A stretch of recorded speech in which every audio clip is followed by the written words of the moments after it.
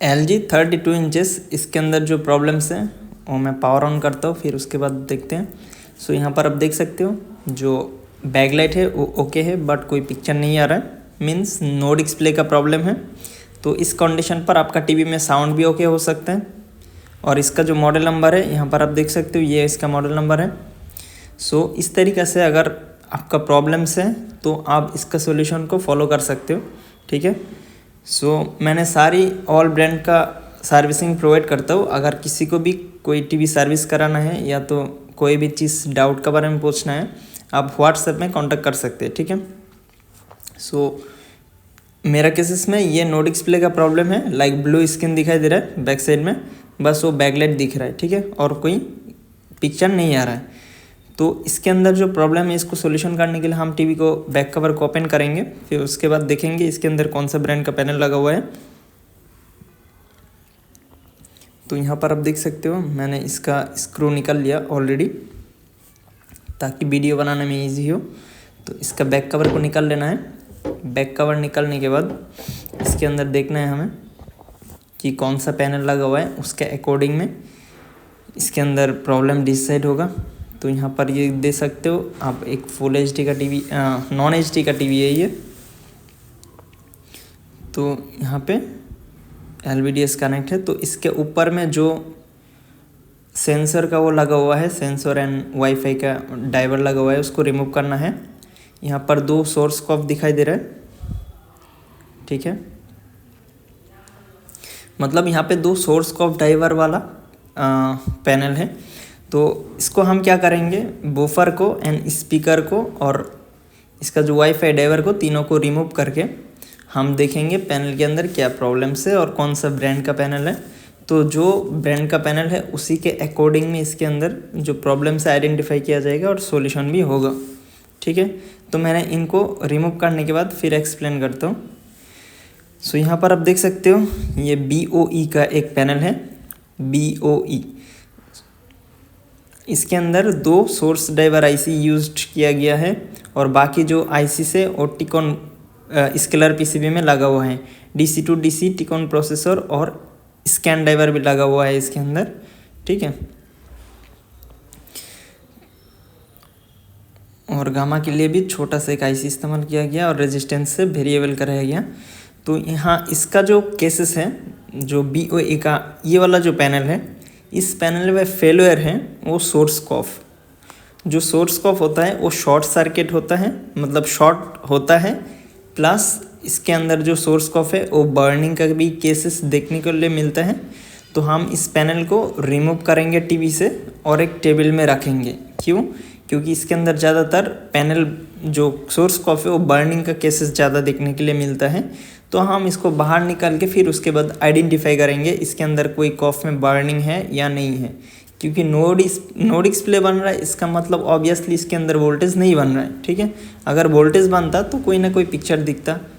अगर साइड कॉफ भी होता तो हो सकता था कि साइड कॉफ के लिए जो वोल्टेज चाहिए वो मिसिंग है, लेकिन इसके अंदर कोई साइड कॉफ भी नहीं है।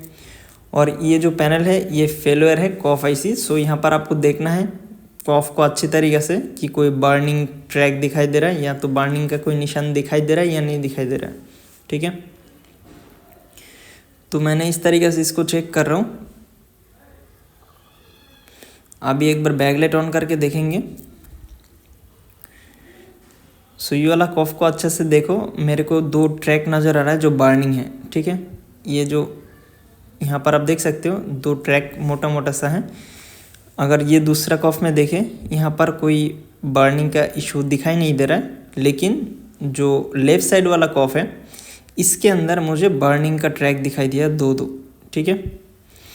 ये जो बर्निंग का ट्रैक होता है ये ज़्यादातर जो 15 वोल्ट होता है उस 15 वोल्ट का ट्रैक बर्निंग होता है। मीन्स AVDD का जो वोल्टेज होता है वो जैसे यहाँ पर शॉर्ट सर्किट होता है, मतलब शॉर्ट सर्किट क्या है, जो कॉफ अगर शॉर्ट हो जाता है तो ऐसे बर्निंग होता है। उसके लिए क्या है, सारी वोल्टेजेस ड्रॉप हो जाता है, क्योंकि जो AVDD का वोल्टेज है वो ऑब्वियसली एक हाई वोल्टेज है। अगर हाई वोल्टेज में कोई शॉर्ट सर्किट है तो क्या होगा, जो स्कैन ड्राइवर होगा या तो DC to DC होगा, वो सारी की सारी प्रोटेक्शन मोड में चला जाएगा। तो इसलिए हम क्या करेंगे, जो कॉफ हमको बर्निंग दिखा उस कॉफ को हम रिमूव कर देंगे और उसके बाद हाफ पिक्चर को हम चेक कर लेंगे, क्योंकि हम यहाँ पर कॉन्फर्म कर लिया कि इस कॉफ में बर्निंग है, ठीक है। और इस पैनल का फेलियर कॉफ ही है।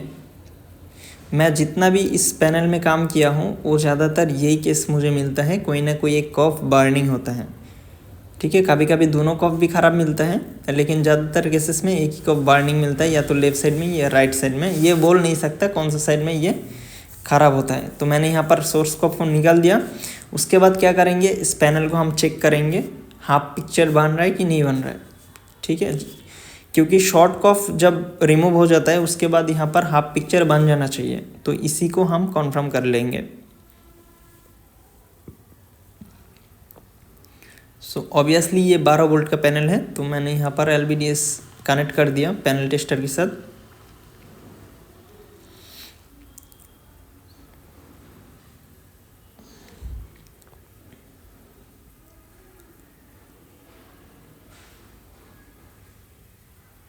सो इसका जो रेजोल्यूशन है वो 1366 × 768 ऐसा। सो नॉन HD का जो रेजोल्यूशन है, पहले उसको सिलेक्ट करना पड़ेगा, नहीं तो पैनल टेस्टर में ये काम नहीं करेगा, ठीक है।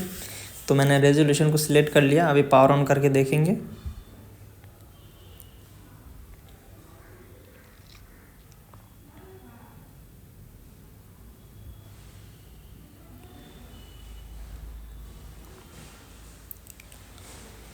सो यहाँ पर आप देख सकते हो जो हाफ पिक्चर है वो हाफ पिक्चर में पैटर्न बनना स्टार्ट हो गया। मीन्स जो एक कॉफ है उस कॉफ अच्छे से वर्किंग कर रहा है। अगर इस कॉफ में कोई प्रॉब्लम होगा तो यहाँ पर दिख जाएगा आपको कि इस कॉफ में भी प्रॉब्लम हो सकता है, इधर से भी पिक्चर ना बने। तो अभी यहाँ हाफ साइड में पिक्चर बन गया, इसका मतलब क्या है, सारी वोल्टेजेस बन गया है। क्योंकि अभी पैनल में कोई शॉर्ट सर्किट है ही नहीं, क्योंकि जो शॉर्ट सर्किट था वो हमारा कॉफ IC में था और वो कॉफ IC ऑलरेडी निकल चुका है। तो इसका क्या सॉल्यूशन है आपके पास, इसके सॉल्यूशन करने के लिए आपको दोबारा कॉफ प्लेस करना पड़ेगा। अगर कॉफ प्लेस नहीं कर सकते हो तो इसका कोई सॉल्यूशन नहीं होगा। इस तरीक़े से इस पैनल का और भी बहुत सारा वीडियोस है जो यूट्यूब पर अपलोड होता है, ठीक है। तो यहाँ पर कॉफ आपको बॉन्डिंग करना ही होगा और इसका कोई अल्टरनेटिव सॉल्यूशन नहीं है। और कॉफ बॉन्डिंग करने के लिए ऑब्वियसली बॉन्डिंग मशीन का ज़रूरत है। सो बॉन्डिंग मशीन का बगैर आप इस प्रॉब्लम को सॉल्व नहीं कर सकते। यूट्यूब में अगर कोई भी वीडियो दिखा रहा है यहाँ पे शॉर्ट सर्किट रिमूव करके, सो उसको फॉलो मत करना। यहाँ पर 100% कॉफ आपको रिप्लेस करना ही होगा, ठीक है।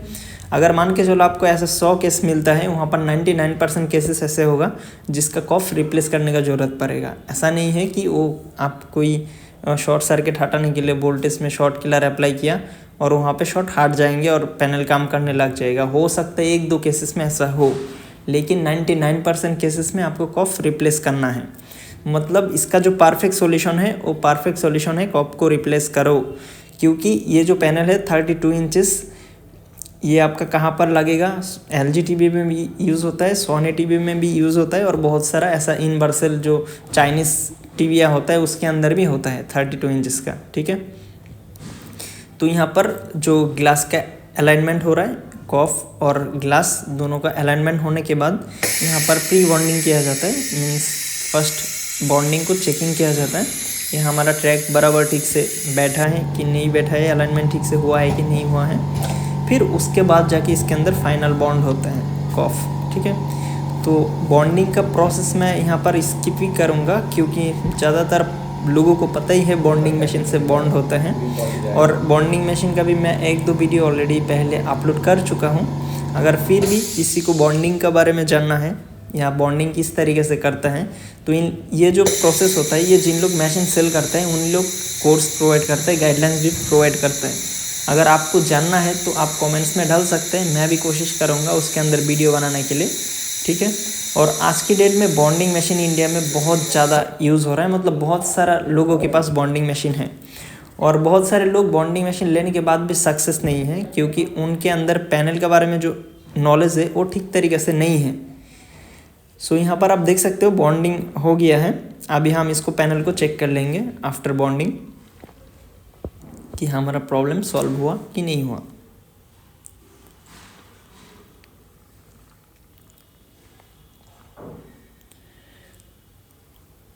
सो इसको 12 वोल्ट में सिलेक्ट करना पड़ेगा क्योंकि ये डिफ़ॉल्ट 3.3 वोल्ट में रहते हैं पैनल टेस्टर।